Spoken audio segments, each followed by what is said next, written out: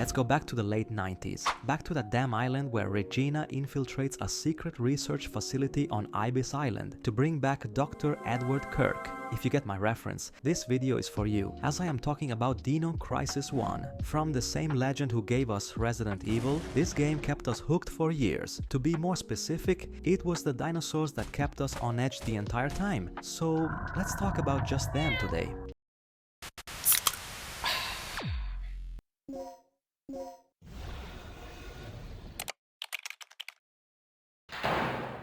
Now, let's talk about the Velociraptor, the dinosaur you would run into the most in Dino Crisis 1, and honestly, the one that would never let you breathe. These creatures were agile, fast, and appeared almost everywhere. As soon as you heard those claws tapping on the floor or that low growl from around the corner, you would know it was about to go bad. And they didn't wait for you either. They would crash through windows, leap through vents, and break into rooms out of nowhere. In the game's world, these raptors were pulled into the present during the third energy incident, just like the T-Rex. They were part of the same timeline Raptor, but unlike the bigger threats, these ones relied on speed, group attacks, and unpredictability. They would charge at laser fences over and over, even if it meant getting zapped, just to try reaching you. Physically, they were built for speed and to cause chaos. Long tails for balance, strong legs, and that signature sickle-shaped claw on each foot, which they would use to slice and pin down anything in their path. They came in different colors and some of them were tougher than others, which meant these other variants could take more bullets and dish out more damage, especially the blue variants. Let's talk about them next.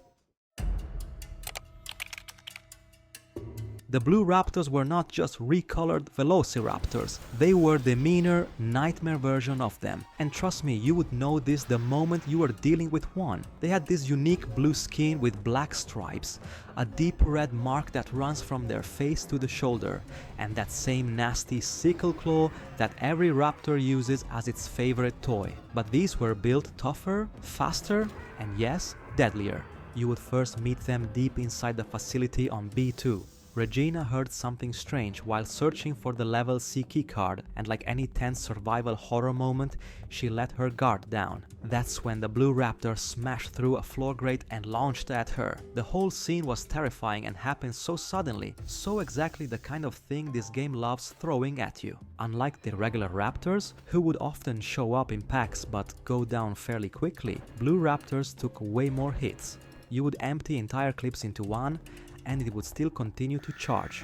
Unless you had a shotgun or a grenade launcher ready, it would turn into a long, painful fight, and even then you were looking at 3 to 5 powerful shots minimum. Basic bullets barely scratched them, and players didn't even try to think about using the slug bullets. These creatures could take out a careless player in 3 bites. They were strong, yes, they were also slightly faster than normal raptors, which made running from them a terrible idea unless you had already cleared a path. And if you think players were safe because they were armed, I am telling you, you are wrong. These raptors were known to appear in pairs, which meant double the damage, double the panic, and basically no room for mistakes. You would always remember the first time one leaped at you, and the worst part was that they would not go down easily. If that wasn't terrifying enough, let's move on to my next favorite creature. Pteranodons were the flying pests of the game, and honestly, they didn't get enough credit for how annoying they could be. Unlike the land-based dinosaurs, these ruled the skies and made every open area feel unsafe. Pteranodon was first seen not too far into the game, around the large elevator zone near the backyard area. In real life, these creatures were mostly fish eaters, but in this game they were aggressive, territorial, and perfectly happy to snatch a human off the ground. Over time, they adapted to their new environment and, of course, not in a peaceful way. They became openly hostile toward humans, as they would attack on sight and even fight for control of areas around the research facility. In one scripted moment, a Pteranodon even tried to throw her into a spinning fan, which tells you all you need to know about how aggressive they were. They were fast, unpredictable, and hard to hit with most weapons. So trying to fight them was a waste of time and ammo. A quick pistol shot would sometimes interrupt their flight path, but unless you were forced to engage, it was always smarter to just dodge and run. They were not boss level enemies, but their surprise attacks made them a constant threat in outdoor areas. They would sometimes just grab you mid-sprint and toss you like a toy, which was rude, honestly, but very on brand for this game. Now this one caught me off guard. Playing for the first time, I thought I would never see such big creatures with knives for fingers, but here we are. That was the Therizinosaurus, and yes, the name is a mouthful, but the damage it did is even worse. This dinosaur showed up only in Dino Crisis 1, and you would first meet it deep in the facility on floor B3. You didn't run into it everywhere, but where it appeared, it definitely gave you a fight. It was like a stronger, meaner version of a raptor. It was bulky, armored looking, and it hunted in pairs. Not only did it take a lot more hits to drop than regular dinosaurs, but it also walked right through most of your weapons like they were nothing. Seriously, unless you had grenade rounds or high-powered darts, your ammo would just make it mad. Design-wise, it was built like a brute. It had massive, hooked claws that could shred Regina's health bar in seconds. The jaws were strong enough to grab her and throw her across the room, and every encounter felt risky because it could one-shot you with a critical hit if you were unlucky. These things were fast for their size and could even follow you into the next room. Yeah, they didn't give up easily. There were a few tricks that helped though. On B3, you could trap them behind laser shutters, lure them into chasing you, run past and seal the gate behind you. It didn't kill them, but it got them out of your way. And after surviving one fight, that was more than enough. Also, they appeared in 3 strength levels, so some went down easier than others, but the stronger ones could soak up more than 1000 health points worth of hits. Out of all the dinosaur encounters in the game, this one felt just too much, as Therizinosaurus would commit strongly to the attack. Okay, this next one might be small, but don't underestimate it. Compsognathus were the smallest dinosaurs you would come across in the game. At first glance, they didn't look like much. They were small, skinny, and kind of jittery. But if you have ever had one latch onto your leg in game, you already know how quickly that sympathy turned into frustration.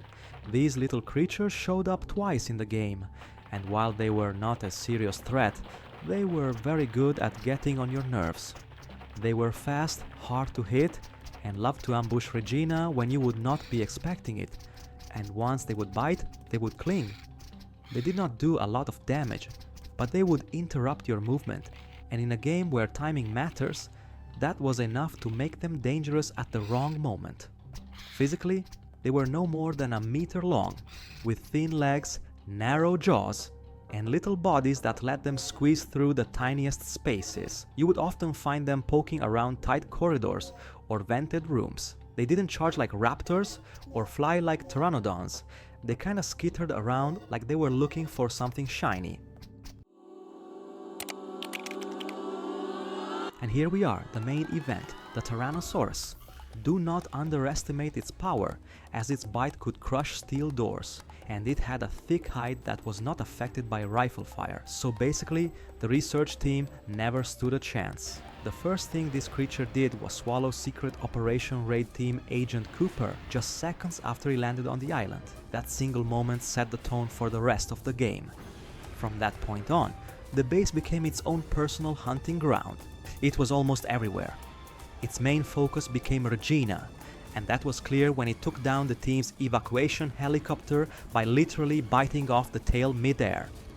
With that plan ruined, the group was forced to find another way out. At one point, the T-Rex followed the noise and movement of a cargo elevator all the way into the lower floors. Down there, it crashed into a generator, knocked itself out from the electric shock, and still woke up hours later without any serious damage, which matches all those notes scattered around the facility about its thick skin and incredible durability. Overall, I really liked the Tyrannosaurus as the big bad boss, and honestly, I couldn't have imagined a more terrific dinosaur as the main antagonist for this game.